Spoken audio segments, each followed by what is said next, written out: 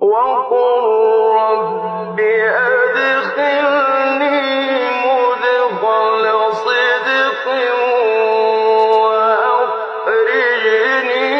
مخرج صدق واجعل لي من لدنك سلطانا نصيرا.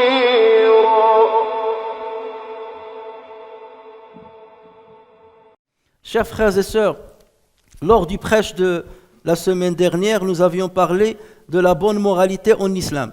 On a dit qu'il s'agit du titre de la mission du messager sallallahu alayhi wa sallam et qu'il s'agit d'une chose importante dans la balance de musulmans. Nous avons défini ce qu'est la bonne moralité en islam. Ensuite, on a commencé à parler de ce que peut rapporter la bonne moralité, le bon comportement comme avantage à l'être humain sur terre, aux croyants sur terre. Le premier fruit que rapporte la bonne moralité, c'est l'amour d'Allah Azza wa Jal. Et ensuite, l'amour des gens. Tu seras aimé par Dieu et tu seras aimé par les gens. La troisième chose que la bonne moralité apporte comme fruit à la personne, c'est que Allah tabaraka wa ta'ala augmente les biens de la personne sur terre. Il augmente ses biens et il allonge sa vie sur terre.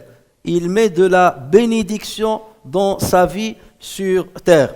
Et ceci est confirmé par un hadith rapporté par l'imam Ahmed ainsi que Al-Bayhaqi avec une bonne chaîne de transmission authentique sur Aïcha radiyallahu anha qui a dit qu'elle a entendu le prophète sallallahu alayhi wa sallam dire « Celui à qui la douceur a été accordée », autrement dit par Dieu, celui à qui la douceur dans le comportement, dans l'attitude, celui à qui la douceur a été accordée a reçu une partie du bien de ce monde, a reçu une partie importante du bien de ce monde et de l'au-delà.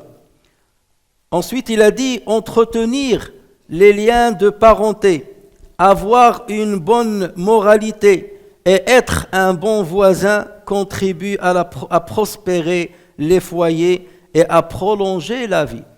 Contribue à prospérer les foyers, ça veut dire que ce foyer-là aura énormément de pourvoyance de la part d'Allah tabaraka wa ta'ala, énormément de facilité de la part d'Allah azza wa jal, et ça permet de prolonger la vie.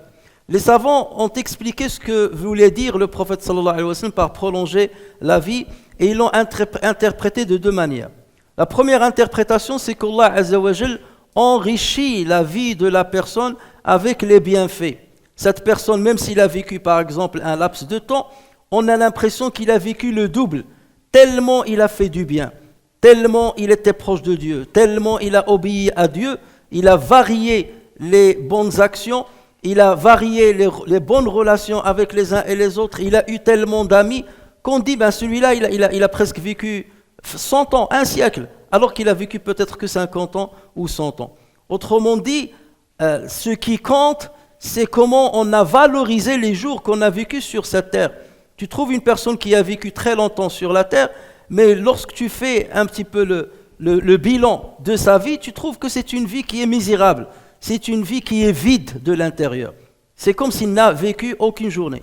Et tu peux trouver quelqu'un, à l'inverse, qui a un bon comportement.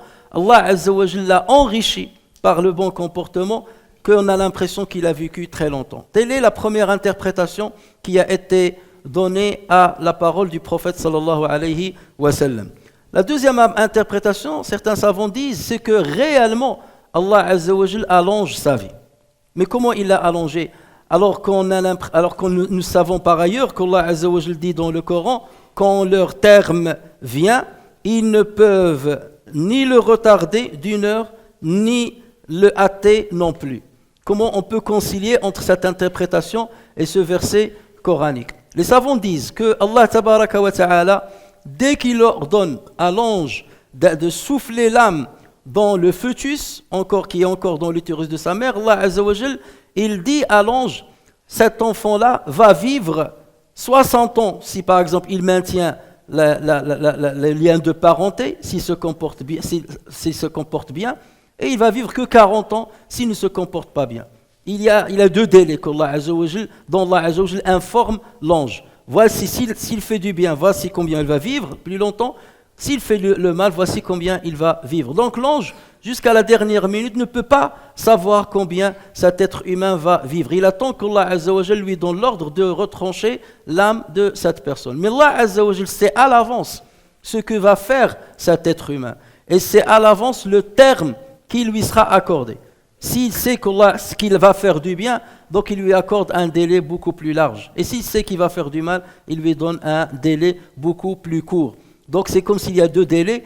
Et le délai dont Allah Azza wa Jal parle dans le verset précité, c'est le délai définitif qui n'est connu que par Allah Tabaraka wa Ta'ala. Et nous savons très bien dans un autre hadith que le prophète sallallahu alayhi wa sallam a dit, celui qui souhaite avoir une pourvoyance large et avoir une vie longue, qu'il maintienne les liens de parenté.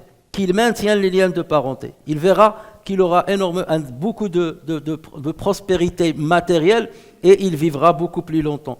Et bien entendu, celui qui vit plus longtemps, avec un bon comportement, avec une belle soumission à Allah Tabaraka wa Ta'ala, forcément sera parmi les meilleurs le jour de jugement.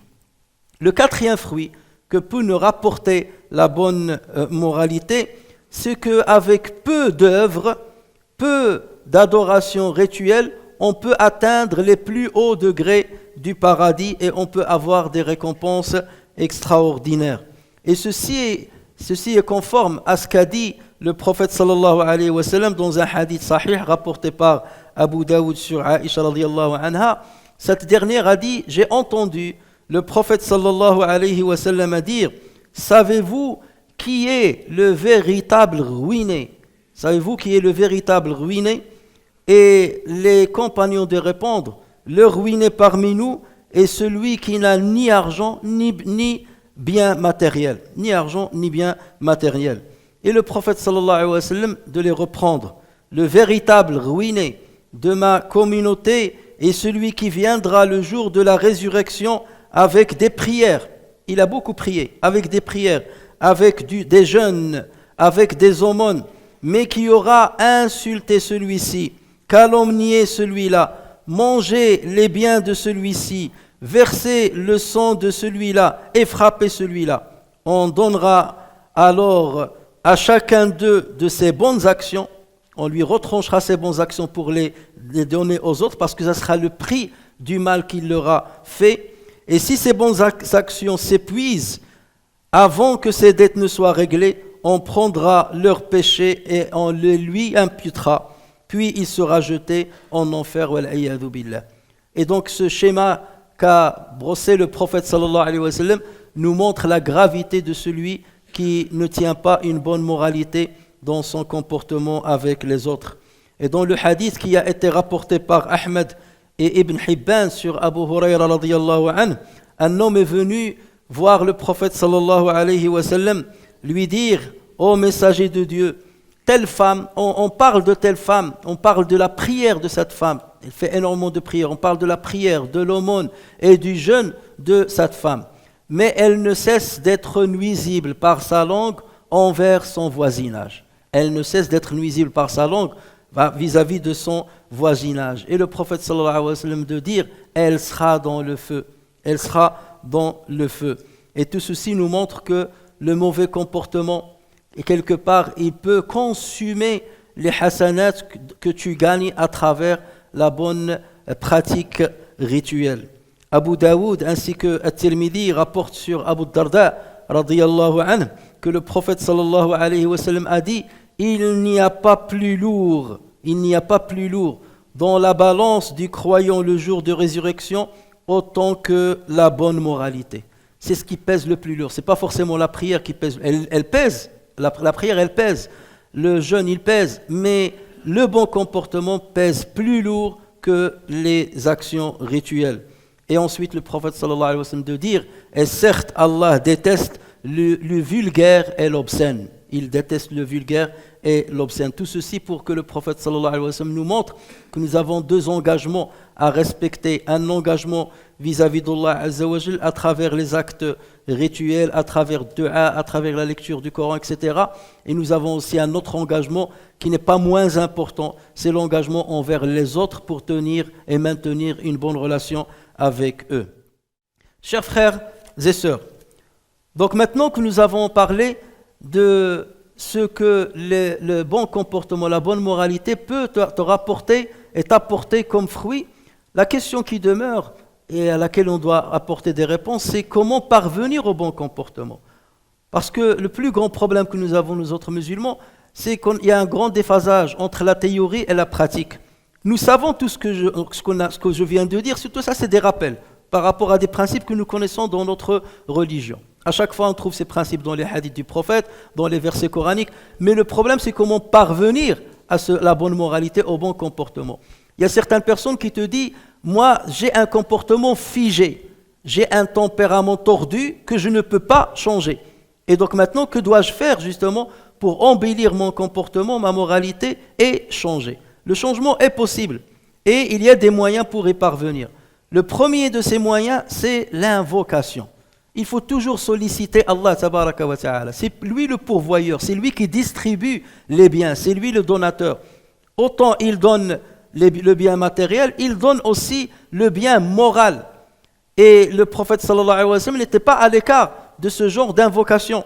C'est pour cela qu'on voyait le prophète sallallahu alayhi wa sallam invoquer Allah azza wa jal, surtout par exemple lorsqu'il est devant un miroir, et il disait toujours ce dua, Ya Allah, certes, tu as embelli ma création, embelli aussi mon caractère. Seigneur, tu as embelli ma création, je suis beau, je suis sur une belle image, embellis aussi mon caractère. Donc j'ai besoin de toi pour embellir mon caractère. Et le prophète sallallahu alayhi wa sallam disait aussi dans ses invocations, Seigneur, guide-moi vers les meilleures mœurs, car nul ne guide vers elles s'il se nettoie. Guide-moi vers les meilleures mœurs, vers la meilleure moralité. Il n'y a que toi qui peux le faire. Et détourne-moi des mauvaises mœurs, car nul ne peut en détourner si ce n'est toi. Donc vous voyez manifester ce besoin envers Allah tabaraka wa ta'ala. J'ai besoin de toi, Seigneur, pour embellir mon tempérament. Donc quelqu'un qui ne veut pas déjà à la base reconnaître qu'il a quelques mauvaises attitudes, quelques mauvais comportements, forcément il ne va jamais invoquer Dieu, parce qu'il va dire, j'ai pas besoin, je suis bien, alhamdoulilah, il ne me manque rien. Je me comporte bien, j'ai de bonnes attitudes, je sais ce que je fais, je maîtrise ce que je fais. Pourquoi je vais demander à Allah tabaraka wa ta'ala d'embellir mon comportement alors qu'il est bon à la base? Et les compagnons ont appris du prophète sallallahu alayhi wa sallam ce genre d'attitude. Darda radiyallahu anha raconte en disant, Abu Darda a passé toute la nuit à prier et à invoquer Allah azza wa jal, Seigneur, tu as embelli ma création, embelli mon comportement. Toute la nuit, il a invoqué Allah azza wa jal avec ces deux phrases. Seigneur, tu as embelli ma création, embelli alors mon comportement. Le matin arrivé, Darda s'est adressé à lui, s'est exclamé, Ya Abu Darda, comment se fait-il que tu as passé toute la nuit à répéter la même invocation? Et tu aurais pu demander le paradis, demander d'éviter l'enfer, demander le savoir. Il y a beaucoup de choses qu'on peut demander qui sont plus importantes.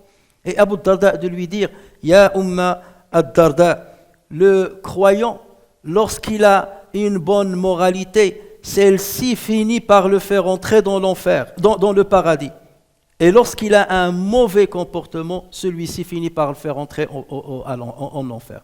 Donc moi je demande quelque part l'ascenseur qui va me mener vers le paradis. C'est le bon comportement. Voilà pourquoi j'insiste sur cette invocation. Et là on voit qu'il a tout à fait compris le sens et l'essence de la législation musulmane à propos du bon comportement. Le deuxième moyen, c'est d'avoir des bonnes fréquentations. Il faut voir qui sont les personnes que nous fréquentons. On a l'habitude de dire en arabe, as-sahibu sahib, l'ami attire vers lui. Et le prophète sallallahu alayhi wa sallam disait, l'homme suit la religion de son ami intime. Que chacun de vous regarde donc bien ce qu'il prend pour ami. Regarde qui tu prends pour ami. Parce que l'homme suit la religion de son ami. Si tu fréquentes des gens qui sont égarés, si tu suis des gens qui ne cessent de fumer ou de se droguer ou de vendre la drogue, tu finiras comme eux. Si tu suis des gens qui sont pieux, qui parlent bien, qui mesurent leurs paroles, qui mesurent leur comportement avec les autres, forcément tu seras parmi les meilleurs. Et donc c'est par là déjà par quoi il faut commencer. Commencer tout de suite à se détourner du mauvais compagnonnage et trier à la volée les bonnes personnes qu'il faut fréquenter. Le troisième moyen, c'est d'affronter son ego, et d'affronter son mauvais comportement et essayer d'embellir son comportement. Le prophète sallallahu alayhi wa sallam dit, le savoir ne s'acquiert que par l'apprentissage et la sagesse ne s'acquiert que par l'apprentissage de la sagesse. Tu ne deviens pas sage du jour au lendemain, tu ne deviens pas savant du jour au lendemain. Il faut acquérir les moyens, il faut affronter les difficultés et patienter pour parvenir à ces objectifs. Et il en est de même pour les bons caractères. Il faut lutter pour parvenir au bon caractère. Lorsque tu remarques que les gens te critiquent, et encore plus tes proches, ton conjoint qui te critique toujours sur un comportement, tu es ceci, tu es cela, et il te le répète 1 fois, 2 fois, 40 fois, et toi tu es dans le déni. Non, c'est toi qui te trompes. Moi j'ai raison, moi je suis bon, moi je suis généreux, moi je suis magnanime, moi je suis patient. Mais lorsque les gens te le disent, un tel te le dit, l'autre te le dit, le troisième te le dit, les gens évitent ta fréquentation, les gens dès qu'ils te voient, ils changent de trottoir. À un certain moment, il faut dire, il y a un problème chez moi. Parce que si chacun de nous campe sur sa position et pense qu'il est un saint, c'est qu'on s'en trompe tous. Il n'y a pas parmi nous un sans qu'il n'ait quelques mauvais comportements. Et la première étape par laquelle il faut commencer, c'est détecter le mauvais comportement. Si tu veux détecter ton mauvais comportement, parfois tu le détectes dans la bouche de ceux qui te détestent. Parce qu'ils vont te critiquer en citant tout de suite ton mauvais comportement. Et parfois de ceux qui t'aiment. Parce qu'ils ne veulent pas que tu campes sur une certaine position, ils veulent que tu changes. Donc à partir de là, lorsque tu fais un diagnostic sur ta personne et que tu te dis j'ai un mauvais tempérament, je me comporte mal, il y a certaines choses qu'il faut que je corrige en moi, là je commence l'étape de la guérison, je commence l'étape de la thérapie. Et si cette thérapie, c'est-à-dire je n'arrive pas à la faire par moi-même, dans ce cas il faut consulter. Il y a des psychologues qui sont formés pour ça. Et c'est une science, c'est une réelle science. Lorsqu'on lit par exemple Ihya Ulumuddin de l'imam al-Ghazali, on voit qu'il rentre dans la profondeur de la psychologie humaine. Et à chaque fois, il va parler du mauvais comportement et te dire comment tu as acquis le mauvais comportement et quels sont les moyens et les remèdes pour justement te purifier de c'est-à-dire ce mal-être quelque part. Donc le musulman doit engager ce genre de thérapie et reconnaître qu'il n'est pas un saint et qu'il n'est pas sans défaut. Et le prophète sallallahu alayhi wa sallam dit, celui qui cherche à rester chaste, Dieu le rendra chaste. Celui qui cherche à se suffire, Dieu le rendra suffisant. Et celui qui s'efforce d'être patient, Dieu lui accordera la patience. Donc il y a un effort à accomplir. Tu t'efforces de devenir bon, tu t'efforces d'être magnanime, tu t'efforces d'être doux. Et à partir de là, au fur et à mesure, tu vas t'améliorer. Si tu vois, il y a beaucoup de couples qui se critiquent pendant 10 ans, 20 ans, les mêmes critiques. Et ils ne veulent pas changer. Et ils campent sur la position. Et le problème, tu ne le trouves pas dans le conflit, tu le trouves dans la gestion du conflit. Ils gèrent mal leur conflit. Ils n'utilisent pas la douceur. Ils utilisent le braquage. Je me braque, je boude, je reste rancunier. J'ai testé ça pour changer mon partenaire, ça n'a pas marché. Il faut que j'utilise un autre moyen. Je dois utiliser peut-être la douceur, il sera plus à l'écoute peut-être. Je dois lui demander peut-être pardon sur mes erreurs, peut-être que là il va changer aussi. Je dois reconnaître aussi mes torts, peut-être qu'il reconnaîtra plus tard les siens. Mais lorsque je campe sur ma position et que je dis que la faute vient toujours de l'autre, c'est là où il y a le problème. Lorsqu'on arrive à un éclatement dans un couple, c'est qu'il y a forcément une responsabilité partagée. À proportion inégale forcément, mais il y a toujours une responsabilité partagée. Soit je n'étais pas assez souple pour justement montrer le bon côté de moi, soit j'avais pas prêté l'oreille, une oreille active, une écoute active à celui qui se plaint en face de moi, et donc à chaque fois jusqu'à ce qu'il s'est senti blessé, et à partir d'un certain moment, il y a le rejet total et l'incapacité de vivre ensemble. Et ceci est vrai dans un couple, est vrai aussi avec les amis, avec l'entourage et avec la proche famille. Donc le musulman se doit justement de lutter pour avoir un bon comportement. Chers frères et sœurs, Le quatrième moyen qui nous permet d'acquérir le bon comportement, la bonne moralité, de traduire ces principes qu'on a cités de la théorie vers la pratique, c'est le fait de connaître et de maîtriser la biographie des pieux. Et à la tête des pieux, il y a bien entendu les prophètes, le prophète Mohammed sallallahu alayhi wa sallam, bien entendu, et les autres prophètes dont Allah Azza wa Jal a narré l'histoire dans le Coran. Donc il faut voir comment ils se comportaient avec les autres, avec leurs ennemis, avec leurs amis. Parce qu'ils doivent être notre exemple. On ne prend pas exemple sur les égarés, on ne prend pas l'exemple sur les petits, mais on prend exemple sur les grands. Regardez lorsqu'on entend que Ibn Abbas radiyallahu anhuma a été insulté par un homme, il y avait à côté de Ibn Abbas Ikrima, et il a dit, il s'est tourné vers Ikrima et il lui a dit, Ya Ikrima, regarde cet homme s'il est dans le besoin. Est-ce qu'il a besoin d'argent, besoin d'aide? Comme ça on va l'aider, Inch'Allah. Et l'homme, il a eu honte de lui-même. Il a eu honte de lui-même. Abu Darda, radiyallahu anhu, un homme est venu l'insulter. Et il a exagéré dans l'insulte. Et Abu Darda a dû lui répondre, écoute, il lui a dit, n'exagère pas trop dans l'insulte. Ne te noie pas dans l'océan de l'insulte, sinon on ne trouvera pas un endroit où on pourra se réconcilier.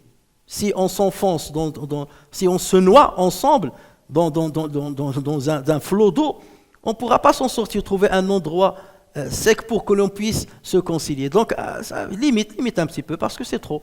Et ensuite, il a dit, je n'ai de moyen de répondre à celui qui a désobéi à Dieu en moi que d'obéir à Dieu en lui. C'est le seul moyen par lequel je vais l'affronter. S'il a désobéi à Dieu en moi, moi je vais obéir à Dieu en lui. Wahb ibn Munabbih, rahimahullah, un homme est venu le voir. Il lui a dit, ya Wahb, un tel t'a insulté. Et Wahb lui a tout de suite répondu, Satan n'a pas trouvé un bon facteur que toi. Satan n'a pas trouvé un autre facteur que toi. Pourquoi tu viens m'informer de ce que l'autre a dit de mal sur moi? Pourquoi tu veux allumer le feu entre les gens? Telle est la sagesse avec laquelle se comportaient nos prédécesseurs et telle est la sagesse que nous devons apprendre dans la manière avec laquelle on se comporte avec autrui.